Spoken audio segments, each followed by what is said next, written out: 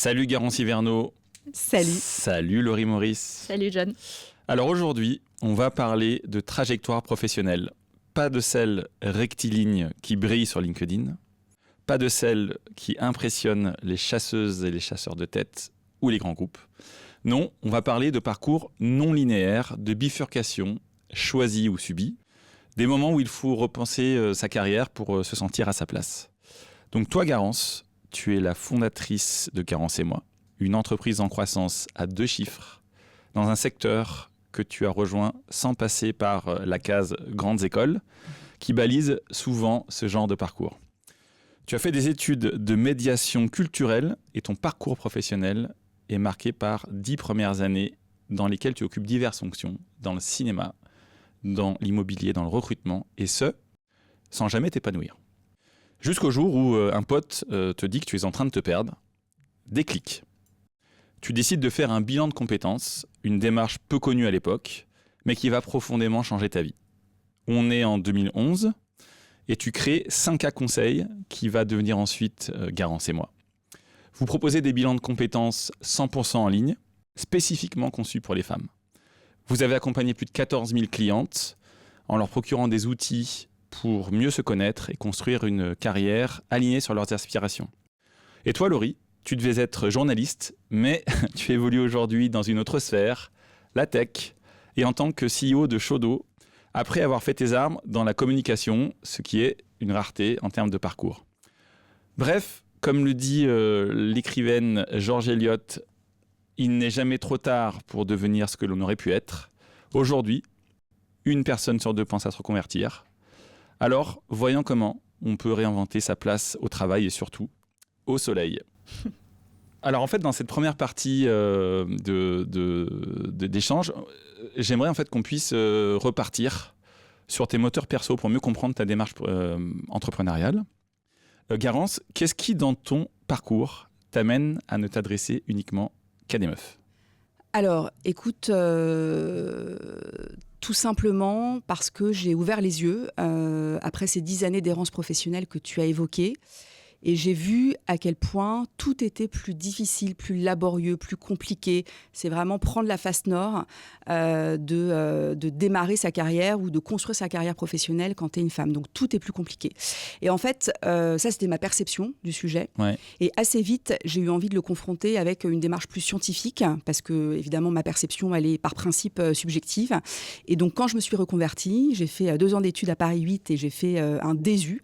Et donc dans le cadre de ce DESU, j'ai fait un mémoire sur les mécanismes d'autocensure des femmes au travail. Et donc là, j'ai exploré toute la littérature internationale pour me rendre compte qu'en effet, c'était un sujet qui était complexe, qui était systémique, mais que les femmes rencontraient plus de difficultés dans leur carrière que les mecs. Et tu peux juste nous partir du principe qu'on n'est pas toutes et tous éclairés sur le sujet et nous dire en quoi ?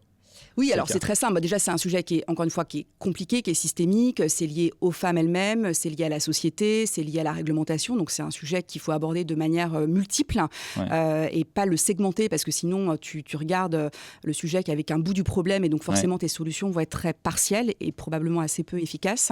Donc, il y a tous les sujets d'autocensure des femmes elles-mêmes, donc le fait qu'elles se limitent. On parlait tout à l'heure des femmes qui hésitent à parler à la presse, etc. Ça fait partie d'une des limites qu'elles peuvent rencontrer, mais il y en a évidemment plein d'autres.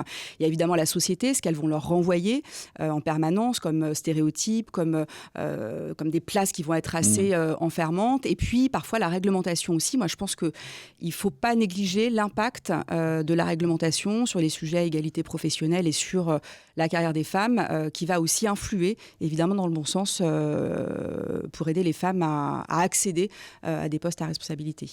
Laurie, tu as envie de rajouter quelque chose sur le sujet ? C'est un écoute, sujet qui te tient à cœur, a priori, beaucoup. Ouais, bien sûr, parce qu'en fait, mine de rien, je pense que je suis peut-être un peu plus au début de ma carrière.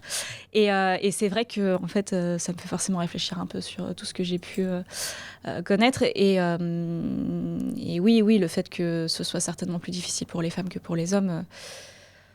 quelque part, ça me rassure en fait de t'entendre le dire et de savoir que ça a été un sujet et que tu vois, il y a une littérature internationale. C'est plutôt, écoute, on va plutôt dans le bon sens, quoi. Du coup, dans ton parcours, tu as essayé, tu as eu plusieurs vies. J'ai essayé dans ma chronique d'expliquer ce qui a amené à te reconvertir, mais est-ce que tu es capable de nous dire ce qui peut amener les femmes à se reconvertir davantage peut-être que les mecs? En fait, je pense qu'il y a un vrai sujet, c'est clairement la maternité. Quand les femmes commencent à avoir des enfants, là, tu as une espèce une explosion. Et d'ailleurs, les femmes font plus de burn-out que les hommes, et c'est souvent à ce moment-là que ça arrive. Parce que un des freins majeurs qu'elles rencontrent, c'est la fameuse charge mentale dont on parle beaucoup, mais qui est une réalité très concrète. Les hommes, ils passent 1h43 sur les tâches domestiques, familiales, ménagères, contre 3 heures par jour pour les femmes. Donc on voit bien que l'écart est énorme. Et ce temps-là qu'elles passent à gérer les gamins, le ménage, toute la logistique souvent de la maison, ou même de la vie sociale de la famille, c'est pas seulement la maison, c'est la vie sociale, les dîners, les vacances, etc. etc. C'est du temps moins pour elles, pour leur corps, pour leur santé et bien sûr pour leur carrière. Donc ça, on voit bien que le moment de la maternité, c'est un moment où les inégalités se creusent très nettement. Et c'est souvent là, quand bien même elles ont envie d'avoir une carrière sympa, où elles s'éclatent, etc., c'est souvent là où malheureusement la réalité les rattrape très très vite. Et moi je vois bien, j'ai un conjoint qui est évidemment très féministe. Et pourtant ça reste une galère dans notre quotidien de couple, de parents, etc. Donc même pour des personnes qui sont assez aiguisé sur le sujet, c'est quand même un sujet de tension. Donc, le moment clé, souvent du premier enfant, c'est déjà un premier élément. Mais avant ça, dès le départ, on sait bien que les jeunes filles ne choisissent pas les mêmes études que les garçons. Les premières rémunérations à études égales, etc., il y a déjà un décalage en termes de REM, et donc qui va s'accélérer, s'accentuer et se perpétuer même jusqu'à la retraite. Donc ça, c'est vraiment un moment, la maternité, où il y a souvent ce décrochage de est-ce que je suis à la bonne place, dans la bonne boîte, est-ce que finalement j'ai pas envie d'autre chose, une carrière où je vais trouver plus de sens, plus de temps, plus de flexibilité pour pouvoir mieux, c'est même pas mieux gérer, mais c'est faire face en fait à ce déferlement qui leur tombe dessus au moment de l'arrivée souvent du premier enfant. Est-ce que du coup là ce que tu évoques, c'est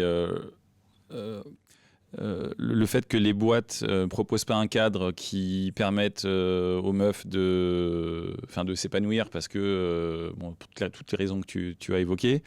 Dans la reconversion, est-ce que tu identifies des facteurs, tu vois, en amont, où par exemple tu te rends compte que les choix de carrière qui ont été faits sont pas les bons. Enfin, ce que je voudrais essayer de comprendre, il me semble que dans un des posts que tu as écrit il y a pas très longtemps, tu disais que 84% des femmes, je crois, ne se sentent pas épanouies au travail. Est-ce que c'est pour des raisons tu vois, systémiques, que celles que tu as évoquées, etc., de la charge mentale à la maison, ce que je peux très très bien comprendre, ou est-ce que c'est aussi en amont, dans les choix de carrière qui ont été faits?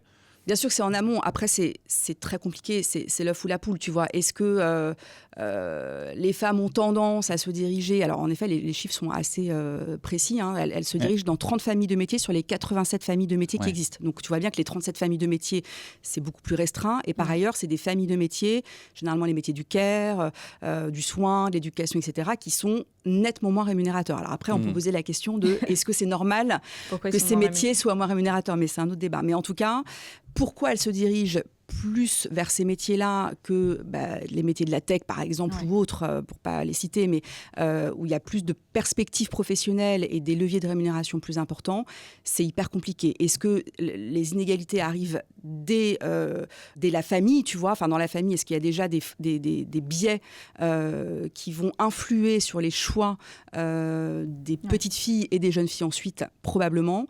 Mais en tout cas, ce qui est sûr, c'est que les choses vont pas dans le bon sens. Malheureusement, les filles vont de moins en moins vers les matières scientifiques, et donc c'est hyper compliqué d'endiguer en effet cette tendance qui régresse, ce qui est quand même assez fou. Alors que pour autant, les femmes sont plus diplômées que les hommes aujourd'hui.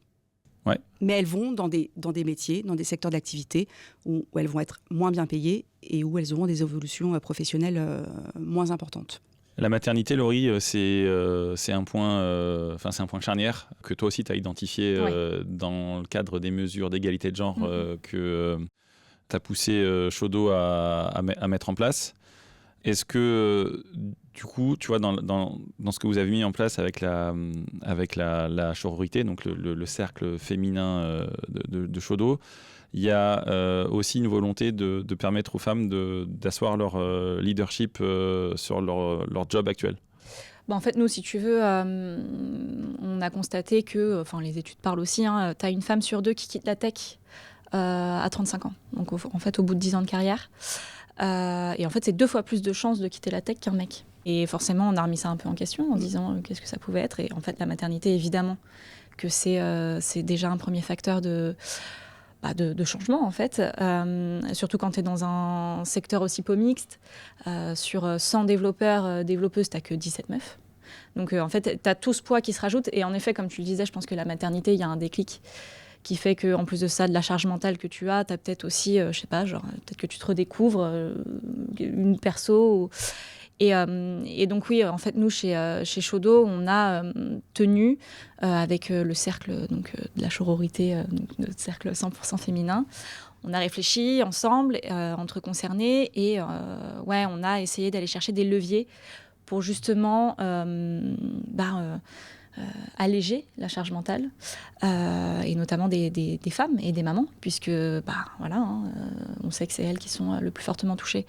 Donc oui, en fait, après, on verra si ça change quelque chose, mais nous, dans notre volonté, c'était vraiment ça, d'aller chercher des solutions par là où il y a un problème, quoi, tu vois. Mais ça, je trouve que c'est génial et bravo à vous. Mais en tout cas, quand les entreprises prennent le sujet de manière structurelle et agissent sur leur levier. Alors, après, l'entreprise ne peut pas tout faire, pas tout résoudre, mais en tout cas, elle peut en effet influer sur ça.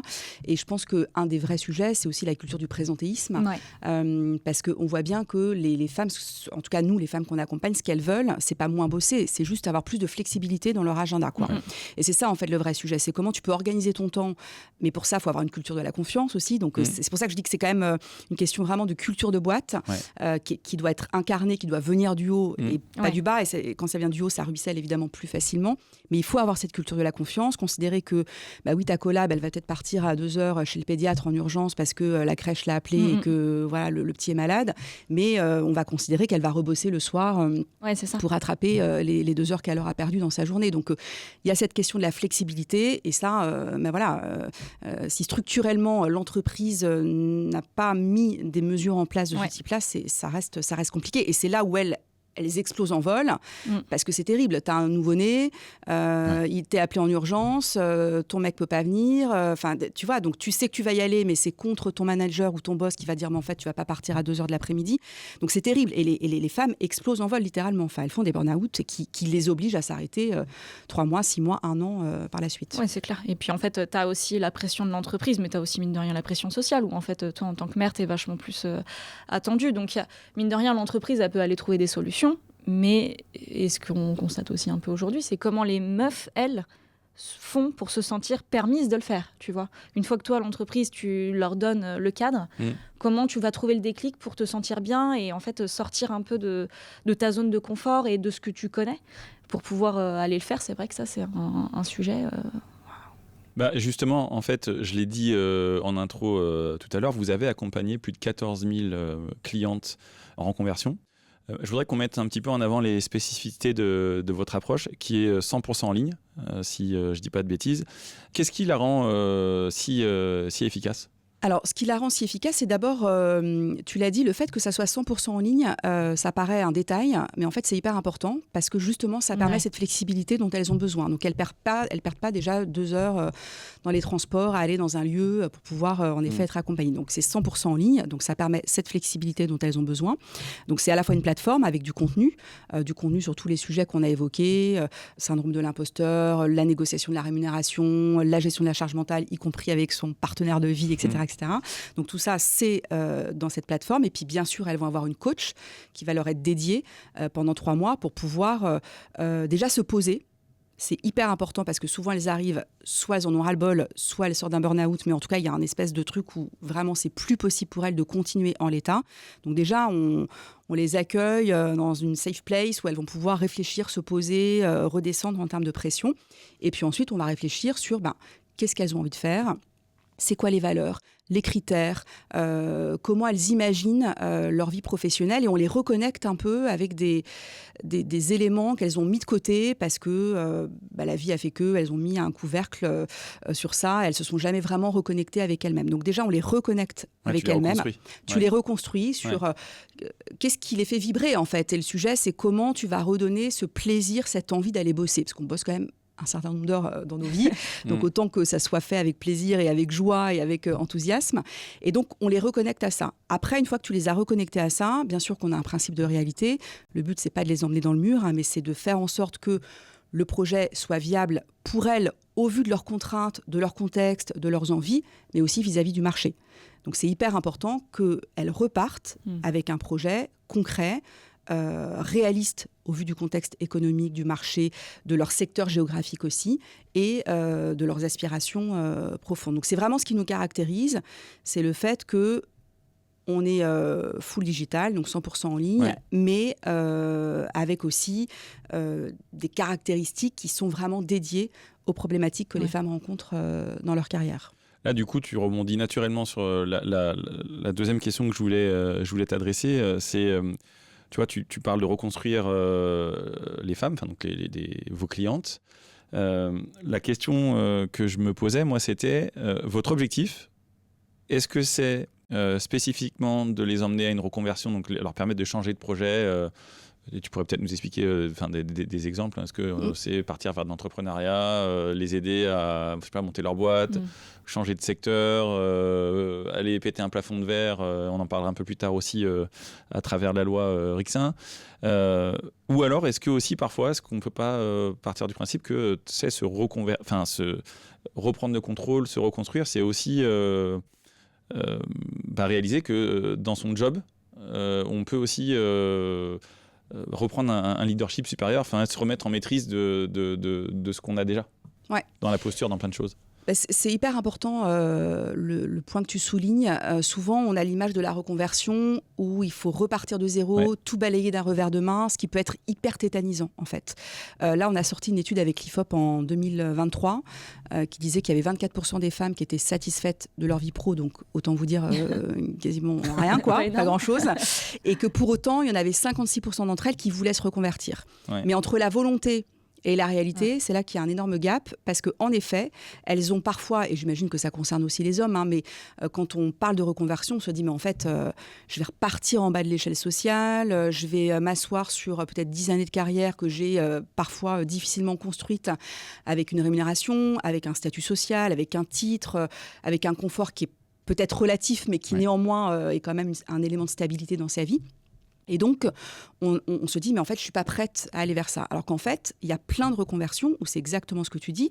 Tu ne vas pas faire une reconversion à 180 degrés, tu vas juste réajuster ta carrière, et pas seulement ta carrière, c'est là encore, il y a pas mal de choses qui bougent quand on touche à un critère de sa vie, pour pouvoir, en effet, tout simplement te réaligner avec tes propres aspirations, tes envies, etc., etc. Donc des fois, tu peux juste te dire, en effet, je reste dans la boîte où je suis, mais je vais aller chercher un autre poste. Je reste dans mon poste, mais je vais négocier quelque chose d'autre avec mon employeur. Enfin, il y a plein de façons d'aborder le sujet plutôt que de la reconversion, c'est la transition professionnelle. Et je pense que toutes et tous, on va être amenés à se reconvertir, je ne sais pas, une fois, 2 fois, 3 fois, 4 fois dans nos vies, parce qu'aujourd'hui, les carrières sont plus linéaires, qu'on parle d'obsolescence des compétences. On voit avec l'IA à quel point ça va impacter les métiers de manière, pour le coup, très structurelle. Donc, de toute façon, cette obligation presque d'envisager une transition professionnelle va arriver plusieurs fois dans nos vies, et je pense hommes et femmes confondus. Laurie, toi, dans le cadre de Shodo, on a accueilli aussi des profils en reconversion, hommes et femmes. On l'a fait récemment avec des développeuses. Comment est-ce qu'on peut accompagner justement les développeuses de Shodo à asseoir leur leadership dans un milieu qui est quand même très, très masculin, et où on en parlait en début d'émission, où peut-être que des femmes vont avoir plutôt le réflexe de se concentrer sur ce qu'elles ne savent pas encore faire, plutôt que d'y aller, le fameux fake it until you make it. Comment on peut les accompagner ? C'est quand même vraiment une question parce que tu peux les accompagner, mais tu ne peux pas faire à leur place non plus. Et en fait, à partir du moment où... moi, je pense que déjà, on est dans un cadre qui est quand même bienveillant chez Shodo, où en fait, elles ont quand même conscience, et c'est certainement ça qui les attire aussi, que en fait, on va être vraiment là à vouloir pousser les devs en fait, pour qu'elles se sentent au mieux. Après, il y a aussi ce truc de... je pense qu'il faut peut-être aller agir sur justement ce syndrome de l'imposture, du doute. Enfin, tu vois, t'as plein de mots pour ça.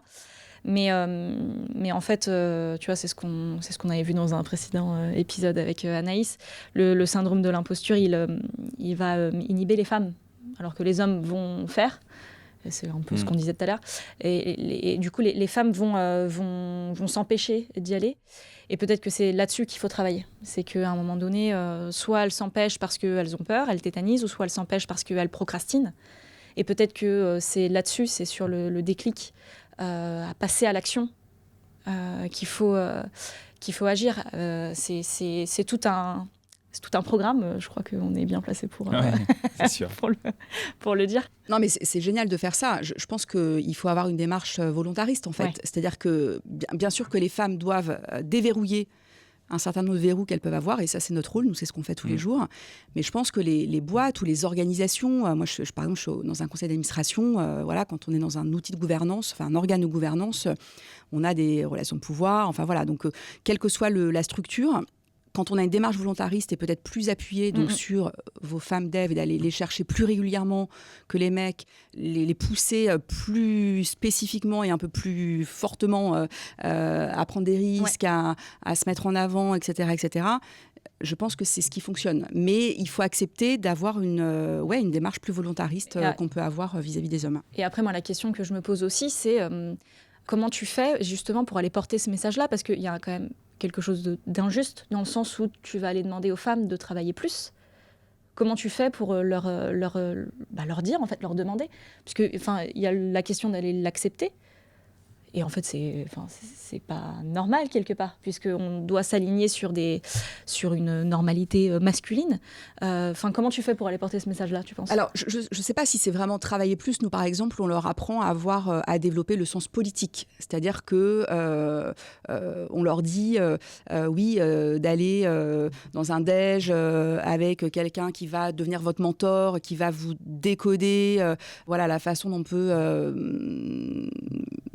travailler l'entreprise, etc., quels sont les jeux de pouvoir. Ça peut être 2 heures de déj qui peut être considéré comme perdu parce qu'en effet, elle ne va pas produire pendant ce temps-là, mais en revanche, elle va structurer sa carrière, elle va comprendre des choses qu'elle n'avait pas forcément vues, des signaux faibles, etc.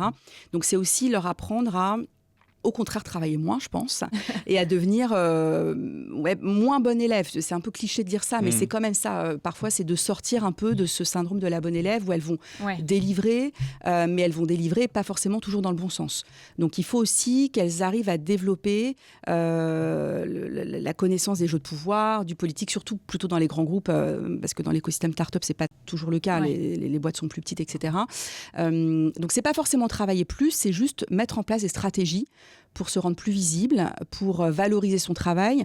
Nous, c'est ce qu'on leur dit en bilan. On leur dit, vous avez 10-15 ans d'expérience professionnelle, est-ce que vous êtes capable de pitcher en 3 minutes quelles sont vos compétences, votre expertise ? Et la majorité d'entre elles ne savent pas le faire.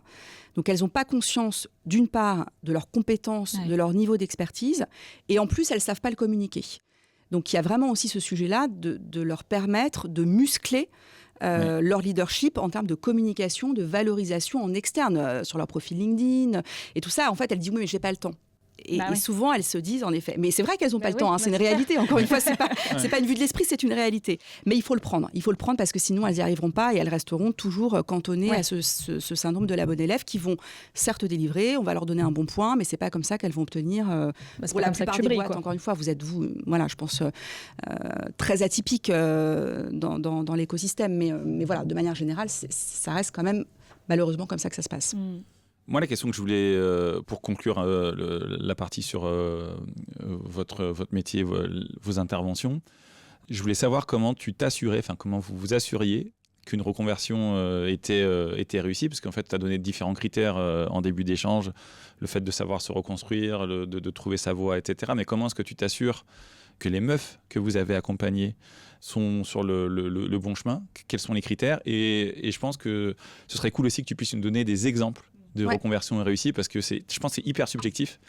Et peut-être qu'il y a des meufs qui vont nous écouter et qui ne savent pas ce que c'est qu'une reconversion réussie. Oui, absolument. Alors, les critères, ils sont toujours... là encore, ils dépendent de ce qu'elles vont faire comme choix. Parce que c'est toujours elles qui ont le dernier mot. Hein. Nous, on peut leur dire, attention, là, c'est un marché qui va être bouché, ou ça va être compliqué, ou ça va vous prendre 3 ans pour vous former. Est-ce que vous êtes prête à prendre 3 ans de votre vie pour vous former, etc., etc. C'est toujours elles qui ont le dernier mot. Nous, on est là pour leur donner un éclairage, parce qu'on a une vision beaucoup plus exhaustive du marché, des évolutions. Donc, on va leur amener à la fois des opportunités, parce qu'il y a plein de métiers qu'elles ne vont pas du tout intégrer dans leur logiciel, parce que juste, ce n'est pas leur culture familiale. Elles n'ont aucune idée de ce que c'est que tel secteur d'activité, comment ça marche, comment y rentrer, quelle formation, les salaires, etc., etc. Donc nous, on est là pour leur donner à la fois une vision exhaustive du marché, mais aussi pour leur dire, compte tenu de ce qu'on a vu, de votre profil, de votre parcours, de votre personnalité, de vos contraintes, etc., c'est moyennement une bonne idée d'aller sur ce métier-là, ou au contraire, peut-être explorer ce champ-là. Donc nous, on est là pour être un espèce de guide, pour éviter quand même qu'elles prennent des mauvaises décisions, mais au final, c'est toujours elles qui ont le dernier mot. Okay. En revanche, là où c'est intéressant, c'est que nous, on les voit 6 mois après. Okay. Donc on fait le point 6 mois après pour voir si le projet s'est déroulé parfaitement, et auquel cas, on est toujours hyper heureux d'avoir de leurs nouvelles. Il peut y avoir des éléments, typiquement, tu te prends une pandémie mondiale, autant te dire que ton projet, il va quand même être un petit peu bouleversé. Tu tombes enceinte, tu tombes malade, ton mari est muté, j'en sais rien. Il y a plein d'événements conjoncturels qui peuvent impacter ton projet. Donc là, on réajuste 6 mois après, de manière à réadapter le projet professionnel. Mais tu parlais d'exemples, je donne toujours cet exemple parce que je le trouve vraiment génial. Et en plus, vous, ça va vous parler. On a accompagné une nana qui était postière. Postière, métier quand même en voie de disparition, vous en doutez bien, on envoie de moins en moins de courriers, métier difficile physiquement, tu te lèves tôt, c'est difficile physiquement d'aller mettre le courrier dans les boîtes aux lettres, etc. Mal payé, évidemment. Elle venait d'avoir un enfant, elle voulait un métier mieux payé, plus de télétravail, plus aussi avec un métier qui va pas disparaître à horizon 10 ans.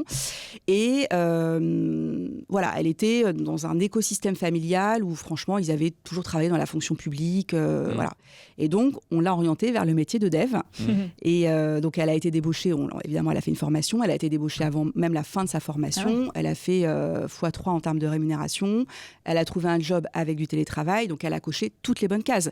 Mais sans passer par la case bilan de compétences, jamais elle aurait eu l'idée d'aller creuser les métiers de la tech. C'était pas du tout dans son écosystème, dans son champ de vision. Au même titre que moi, l'entrepreneuriat, j'avais pas de famille entrepreneur, j'étais tellement éloignée, jamais j'aurais pu penser que j'allais devenir entrepreneur un jour.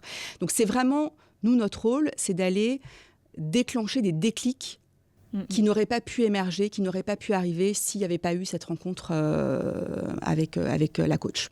Ok. Je voudrais aussi profiter de ta présence pour que tu nous aides à aussi mieux comprendre le marché du travail, notamment avec la vision féminine du terme.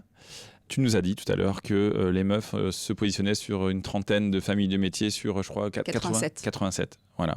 Est-ce que dans tes reconversions, tu observes des femmes qui quittent cette trentaine de métiers, donc tout à l'heure tu parlais du care, etc., pour aller sur des fonctions qui sont dites plus masculines?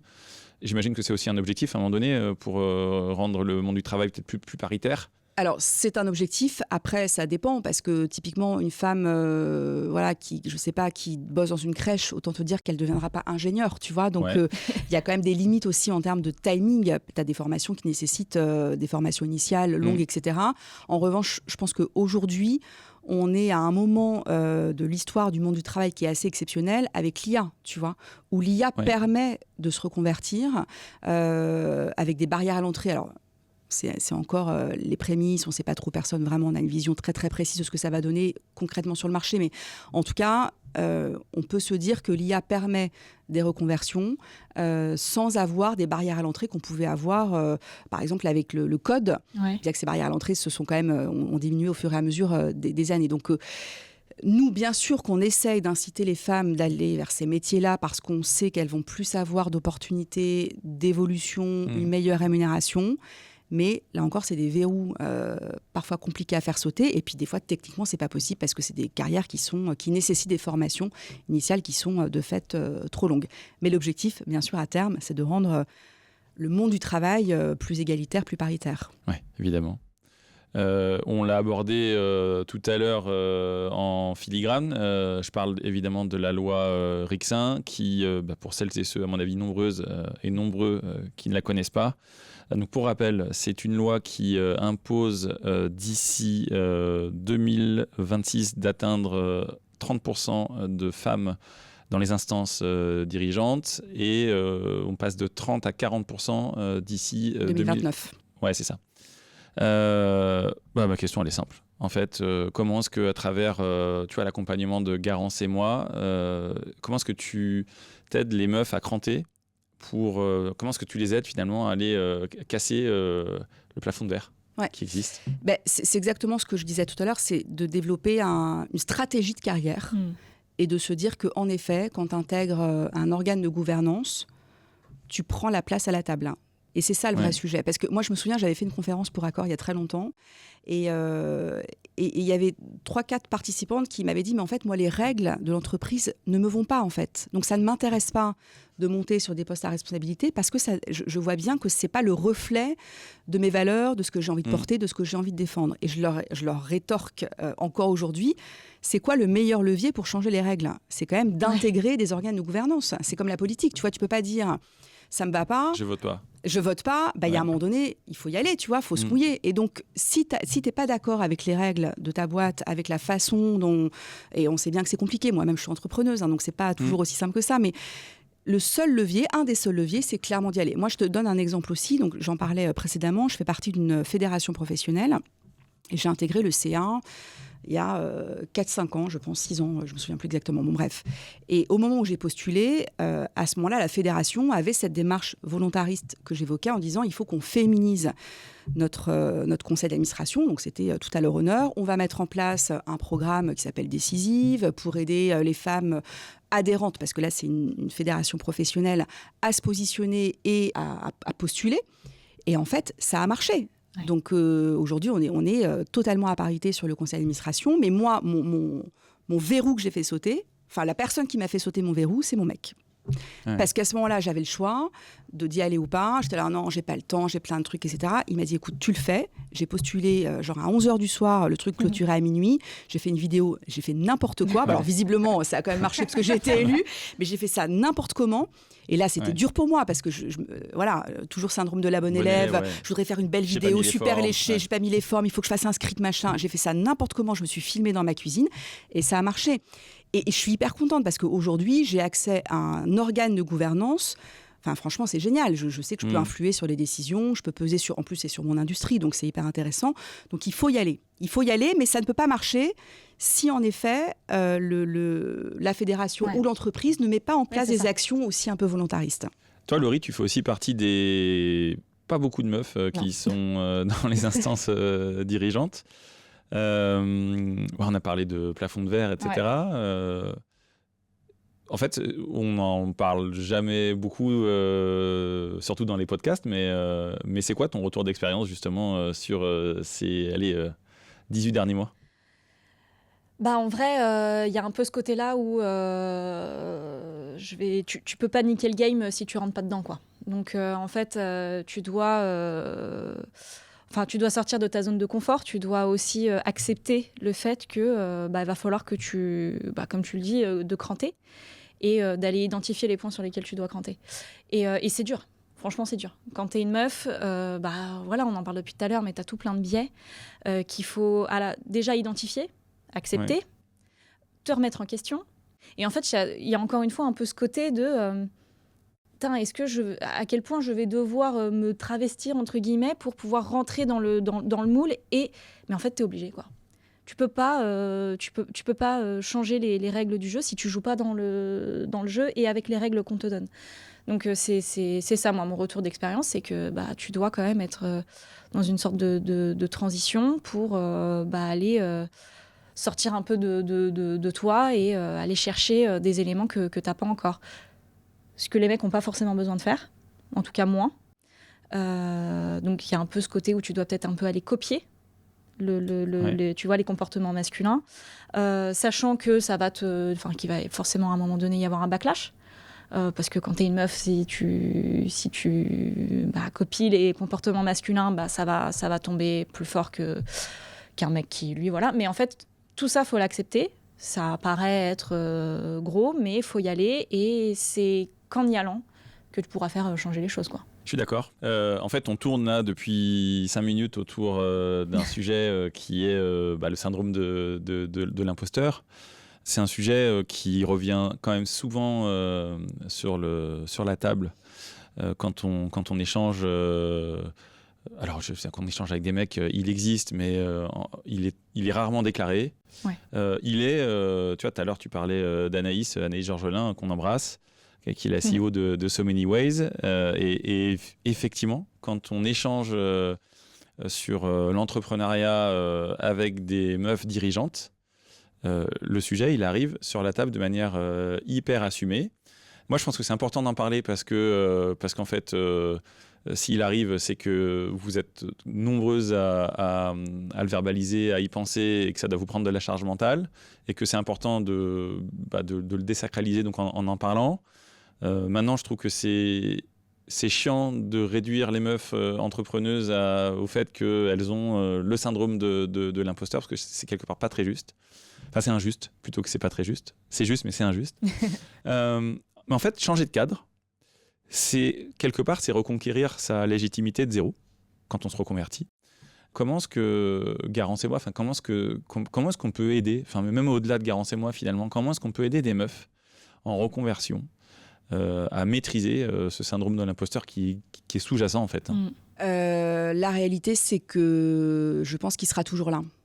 Moi, tu vois, plus j'avance dans la vie et il est toujours là, tapis en moi. Le truc, c'est que j'ai décidé d'arrêter de l'écouter. Mais il est toujours là. Et c'est une lutte en permanence de continuer à vouloir être ambitieuse, à progresser. Moi, j'ai envie de tout exploser, tu vois. J'adore ce que je fais, j'adore la boîte. Voilà. Et pour autant, à chaque fois, je me dis, est-ce que je vais être capable ? Est-ce que je vais être la bonne personne, etc., etc. Donc, je pense qu'il faut arrêter de lutter et il faut se dire, en fait, c'est un truc qui est là en moi. Ouais. Je pourrais probablement jamais totalement m'en détacher.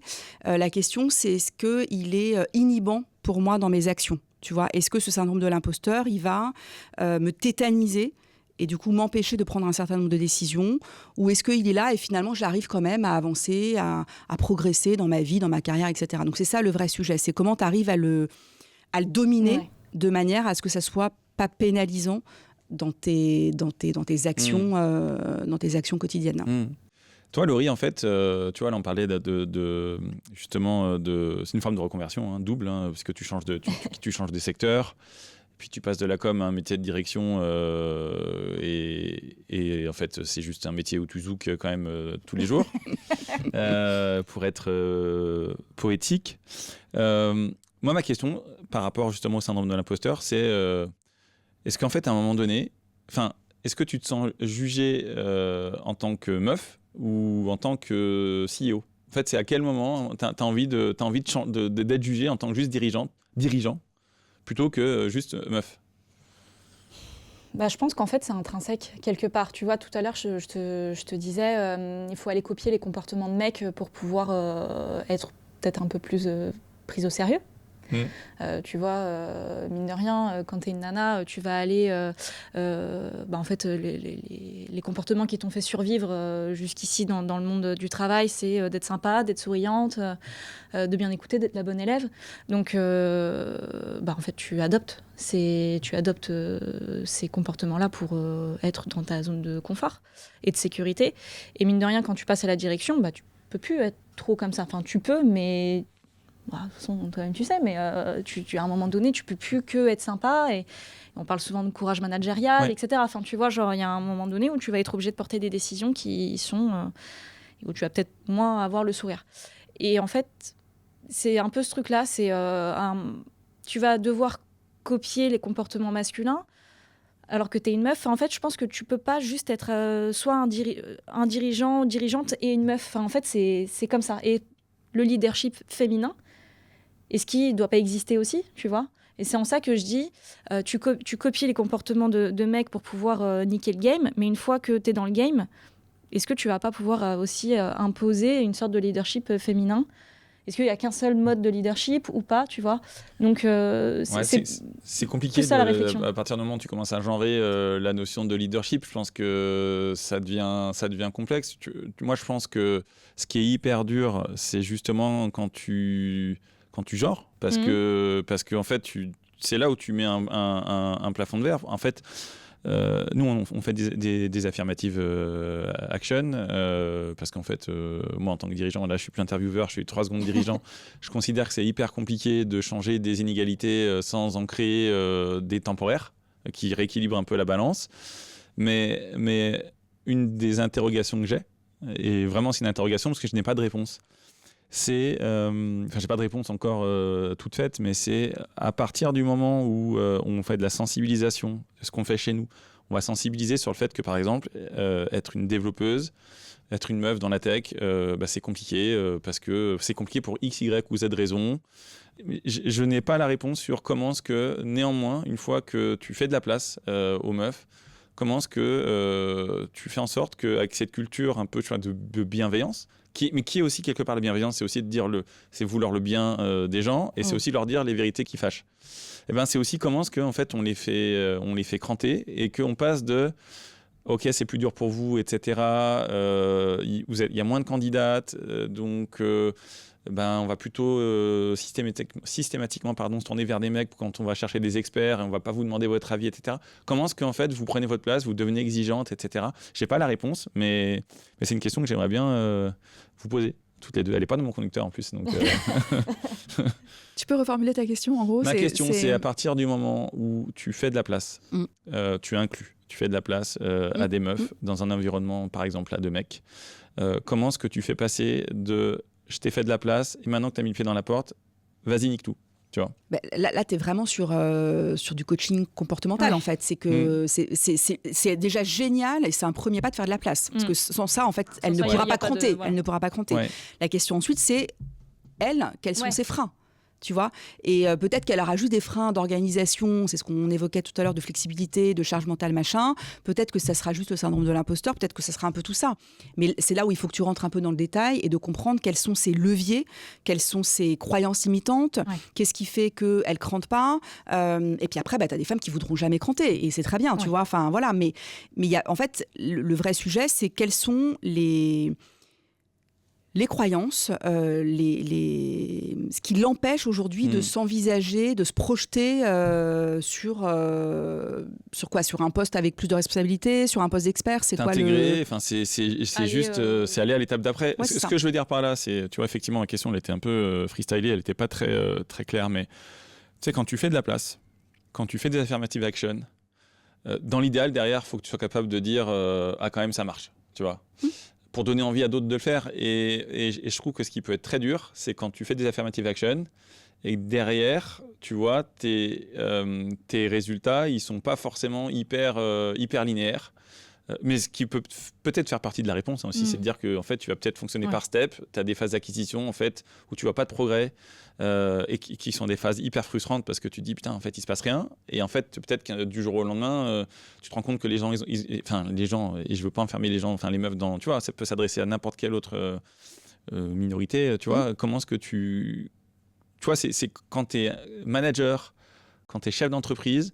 Comment est-ce que tu passes à l'étape d'après? Tu vois, c'est ça qui est compliqué, moi, je trouve. Mais tu sais, c'est aussi, tout à l'heure, là, quand je te parlais de leadership féminin, masculin, c'était pas l'idée, c'était pas d'aller essentialiser voilà. Ah, non, mais le truc, c'est que dans le leadership, tu as des compétences.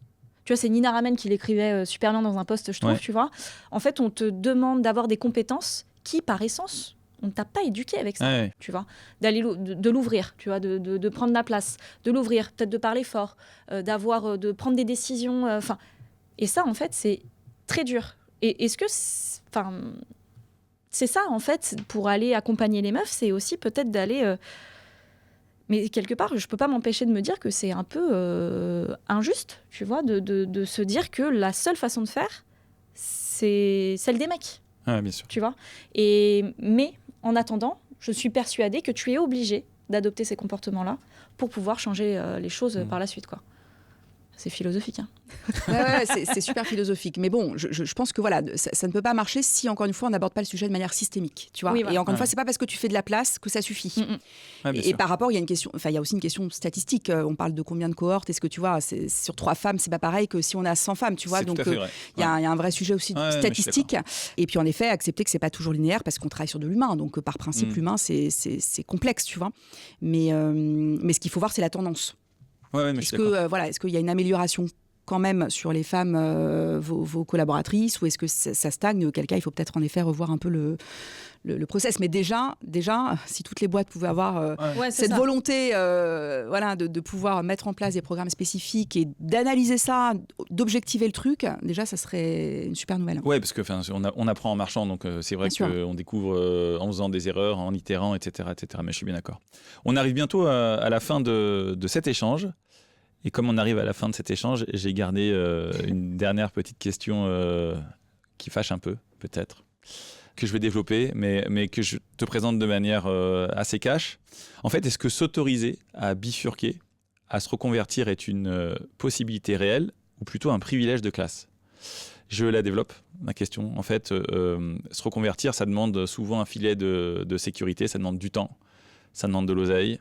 Ça demande un entourage, tu vois. Toi, tu parlais de ton mec qui est féministe, qui t'a poussé, etc. Ma question, c'est est-ce qu'on peut vraiment affirmer que c'est une option pour toutes, ou est-ce que c'est un privilège pour une minorité de meufs? Alors, c'est une très bonne question, et moi, je vais t'apporter un... Non. Pour le coup, alors, je vais même aller plus loin que ça. Moi, quand j'ai créé 5K Conseil, Garance et moi ensuite, j'avais structurellement, dès le départ, envie que les femmes ne payent pas l'accompagnement. Pour ne pas justement rajouter de la difficulté à la difficulté, 17% d'écart de rémunération, je vous rebalance le chiffre que vous connaissez par cœur. Il faut le balancer, ces chiffres. Voilà, c'est pour ça que j'en profite pour le glisser. Et donc pourquoi je dis ça? Parce que dès le départ, j'ai fait le choix de justement aller sur du bilan de compétences, qui est un dispositif réglementé en France et qui permet d'avoir des financements. Donc c'est-à-dire que les femmes qui se font accompagner chez nous, pour l'immense majorité d'entre elles, ne payent pas l'accompagnement. Parce que l'autre option, c'était quoi? C'était de créer une boîte de coaching. Le coaching, c'est 100 balles de l'heure. Qui peut payer 100 balles de l'heure? D'office, en effet, tu te restreins à une certaine population, plutôt des femmes cadres, en tout cas qui ont les moyens de payer 100 balles de l'heure le coaching. Ce que je n'ai pas voulu faire. Donc déjà, moi, structurellement, j'ai créé la boîte de manière à ce qu'il n'y ait pas de frein financier. Deuxième élément, en effet, le fait d'avoir un accompagnement, ça permet de contrebalancer quand tu n'as pas l'écosystème familiale, sociale, qui te permet d'être aidée. La femme qui était factrice, voilà, elle n'était pas cadre, tu vois, plutôt un statut employé. Elle a réussi à faire le switch parce qu'on a pu l'aider, l'accompagner dans ce cheminement qui était quand même un gros cheminement pour elle. Donc oui, de fait, c'est réservé a priori à une élite. Si tu arrives à créer les conditions pour aller accompagner des femmes qui n'ont pas forcément ni l'écosystème ni les moyens, c'est possible. En tout cas, nous, c'est ce qu'on fait. Et c'est pour ça qu'on a... D'ailleurs, moi, c'est pas du tout ma cible, les cadres dirigeantes et les cadres ou les hauts potentiels. Moi, c'est les N-2, N-3.